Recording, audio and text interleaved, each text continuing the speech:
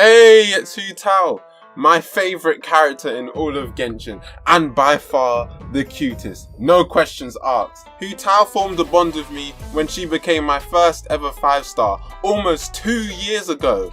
Ever since then, we have been through thick and thin, watching the damage she outputs increase and increase, from the good old days of being excited when I hit 1k damage, to these days where every single enemy I come against is getting absolutely one-shot. It's been a wild ride as we guided our enemies to the afterlife, and I couldn't have picked a funner character to main. Honestly, if I didn't get Hu Tao that day, I probably wouldn't even be playing Genshin right now. So I really have a lot to thank her for. I'm so excited that she's getting a rerun because finally I can get my main, her weapon, and her C1, which she deserved and which I wanted to get back last year October, but it didn't quite work out. However, this video isn't about those upgrades, it's about a C0 Hu Tao and what I have experienced the past 2 years of playing her. Is she worth it? Is she good? Is C1 necessary? Well, in this video we're gonna cover all of that. Don't forget to like and subscribe if you love Hu Tao. Alright, let's talk about weapon options. The first proper weapon which I got for my Hu Tao is actually Deathmatch, which I got all the way up to R4 before swapping it out for a Dragon's Bane. And I'ma just say it right here, use Dragon's Bane. Do not use Blackcliff Polearm, do not use Deathmatch, use Dragon's Bane. Dragon's Bane is an insane weapon for Hu Tao. It makes her vaporizers do so much damage. On the screen for you now, I'll put a comparison between an R5 Dragon's Bane and an R5 Deathmatch. For some reason, my charge attacks on my Dragon's Bane do more damage, but my burst on my Deathmatch do more damage. I ain't even really sure about that. I can't really be bothered to look into it more, but hey, Hu Tao's damage is primarily from her charge attacks, so in the end, that makes using Dragon's Bane better. Plus, R5 Dragon's Bane is free. R5 Deathmatch, you have to buy the battle pass 5 different times just to get it. And that's what's nice about Hu Tao. Dragon's Bane is such a good option that it doesn't feel like you're necessarily forced to pull for Homer. And it makes her quite a free-to-play friendly character. Though I must say, it is also crazy how good of a weapon Homer is, so do not be discouraged to get it. It is an amazing increase for your damage on Hu Tao. And if you don't have a Dragon's Bane, then I can recommend you using a white tassel until you get one, but really that's about it. I would rank the weapon Staff of Homer, Dragon's Bane, Deathmatch, and then, well, if you don't have that, then maybe another 5-star polearm, but you get what I'm trying to say. Dragon's Bane is the way. Next up, let's talk about Hu Tao's playstyle. Hu Tao, well, if you want to make the most out of her damage, you need to be cancelling your charge attacks. I'm going to be straight up and say it to you. If you're not cancelling her dashes, I don't even see the point of playing her. Like, cancelling her dashes can increase your damage by so much, and I actually find it pretty fun to do jump cancels. If you do get a C1, then yeah, you can weave in some dash cancels, but at C0, jump cancelling is the way to go. However, I will say over the past 2 years now, using her at C0 and even jump cancelling can get very frustrating at times.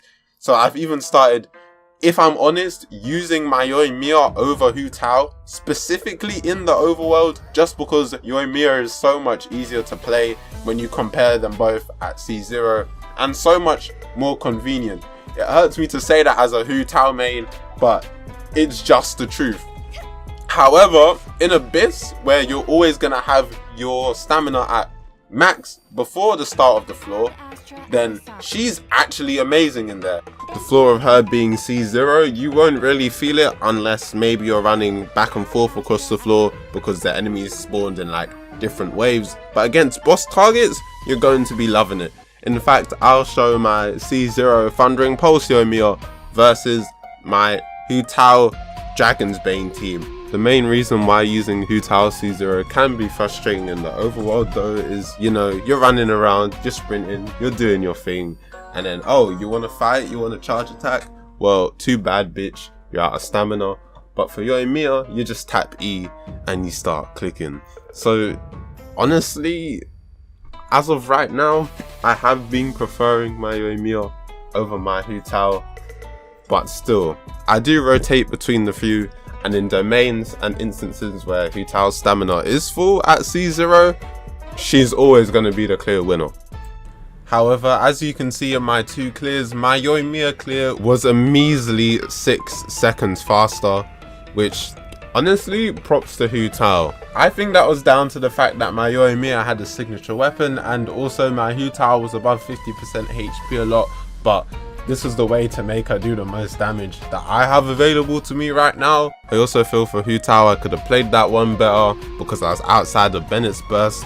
But when I did do that run again and did her charge attacks inside Bennett's burst, I actually ended up clearing it slower, so I just ended up sticking with that clue. So that team had to be done. So as we know, for Hu Tao, you mainly have 2 different options: 4-piece Shimenawa or 4-piece Crimson Witch. All I'm gonna say is, if your Hu Tao is C0, I don't really see the value in using 4-piece Shimenawa that much. Sure, the domain is more resin efficient if you're a newer player, but if you're an older player, I would just go and get yourself some Crimson Witch, especially that is in the strong box now, because at C0 you will be doing less charge attacks than you would be if you were C1. So at that point, I think it would be better to get yourself a Crimson Witch so you can pop that lovely burst at the end of all your rotations and see that big massive nuke.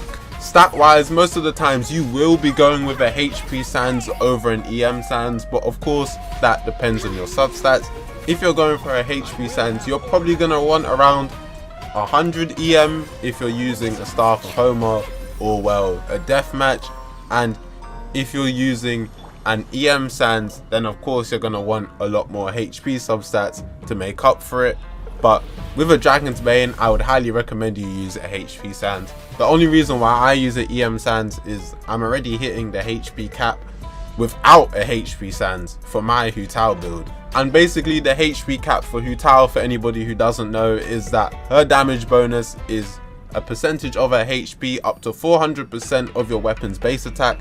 And since Dragon's Bane's base attack is on the lower end, basically if I were to add any more HP to my Hu Tao, the bonus attack that she'll be getting is so minimal that it's just better for me to stack all this EM. That's why I almost have 500 EM on her, but it's okay, when I get me a Staff of Homer, that's all going to be sorted out. For Hu Tao teams, 9 out of 10 times you're going to be pairing her with Xing Cho. It doesn't really matter how well your Xing Cho is built as long as he has enough ER to get his burst back, because the damage numbers you will be seeing from your Hu Tao is amazing. I know for some people it could get quite repetitive to use the same sort of team for Hu Tao, but honestly, even though I've been using it for so long, I really enjoy it. There's something satisfying about seeing Xing Cho do his kick animations to me for some reason, and Hu Tao going hoo chi and just absolutely destroying everything. There's no reason why you wouldn't want to play Vape. And hey, hopefully in the future we get like a cryo Xing Cho, and oh my days, that's going to be a massive buff for Hu Tao. But hey, we can only pray for that. But now I'm going to give my overall analysis for Hu Tao. I have been maining her at C0 for 2 years now, and I will say that honestly the stamina restriction can be a very big pain. But her last rerun, I decided it didn't bother me.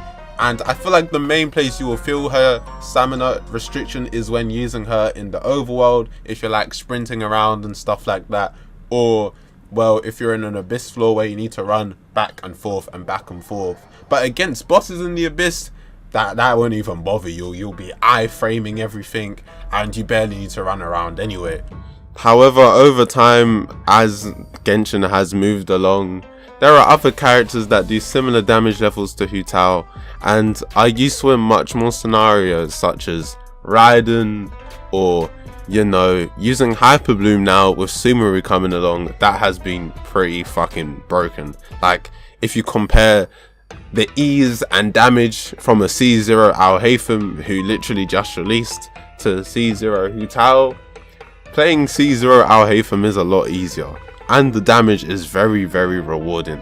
So yes, I would say that my queen Hu Tao, she doesn't stand out as much as she does anymore, but if you think about the time that Hu Tao came out, she was way, way, way ahead of our time, and we're only gonna have to see what Fontaine comes and brings to us, and you know, that Cryosing Cho, to see if Hu Tao keeps her place.